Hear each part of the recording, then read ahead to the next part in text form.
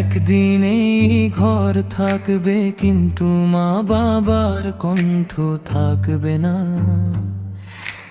একদিন এই উঠান থাকবে, কিন্তু তাদের পায়ের শব্দ শোনা যাবে না। যাদের দোয়ায় আজও আমার জীবন আলোকিত, তাদের হাসি তো আমার সবচেয়ে বড় সম্পদ। হে আল্লাহ, মা বাবার খেদে মতো করার আগে তাদের যেন আমার কাছ থেকে কেড়ে না নেন। যখন আমি ছোট ছিলাম, মা সারা রাত জেগে আমার জ্বরের পাশে বসে থাকতেন। বাবা ভোরের আলো ফোটার আগে রুজির সন্ধানে বেরিয়ে যেতেন।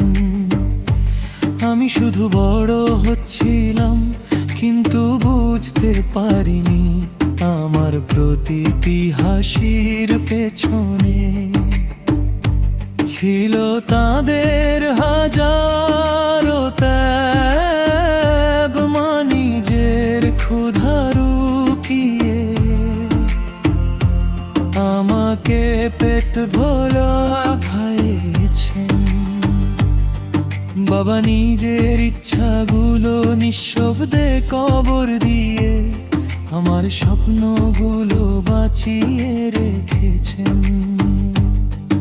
আজ আমি বুঝি সন্তানের জন্য মা বাবার ভালোবাসা কোনো তুলনা হয় না। কতবার মা ডাক দিয়েছেন, আমি বলেছি একটু পরে আসছি। কতবার বাবা কিছু বলতে চেয়েছেন, আমি ব্যস্ততার অজুহাত দিয়েছি। আজ মনে হয় সেই একটু পরে জীবনের সবচেয়ে বড় ভুল ছিল। যদি তোমার মা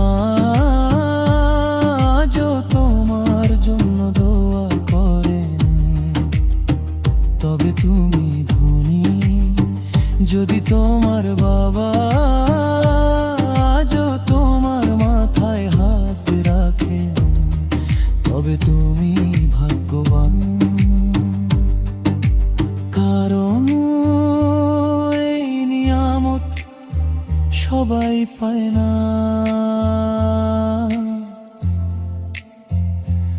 আর একদিন মা বৃদ্ধ হবেন, খাটতে কষ্ট হবে, বাবার হাত কাঁপবে, চোখ ঝাপসা হয়ে যাবে।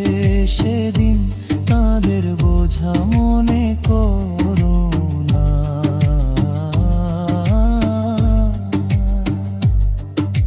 মনে রেখো তারাই একদিন তোমাকে কোলে করে পৃথিবী দেখিয়েছিলেন।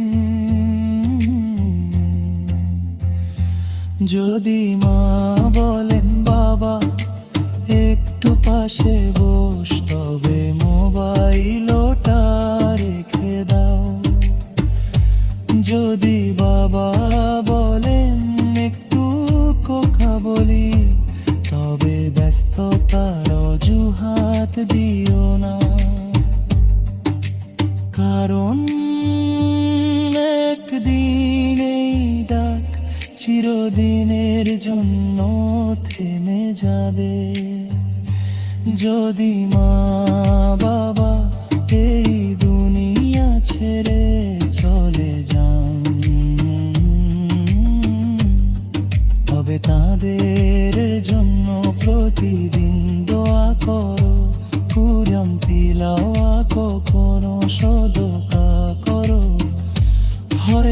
তোমার এই ছোট্ট আমল তাদের কবরকে নূরে ভরে দেবে। হে আল্লাহ, আমাদের এমন সন্তান বানান যাতে মা বাবা আমাদের কারণে কখনো কষ্ট না পান। তাদের মুখে শেষ পর্যন্ত হাসি ফুটিয়ে রাখতে পারি। আর যেদিন তাদের বিদায়ের সময় আসবে, বারা যেন আমাদের ওপর সন্তুষ্ট থাকেন। চলো আজ থেকেই মা বাবার হাত চুমখাই, তাদের কাছে ক্ষমা চাই, তাদের জন্য দোয়া করি। কারণ দুনিয়ার সবচেয়ে বড় সম্পদ টাকা নয়, মা বাবার দোয়া। হে আল্লাহ, আমাদের মা বাবার গুনাহ ক্ষমা করুন, জীবিতদের সুস্থতা ও বরকত দান করুন। যারা ইন্তেকাল করেছেন তাদের কবরকে জান্নাতের বাগান সমূহের একটি বাগান বানিয়ে দিন। আর আমাদের সবাইকে মা বাবার খেদমত করে আপনার সন্তুষ্টি অর্জনে তৌফিক দান করুন।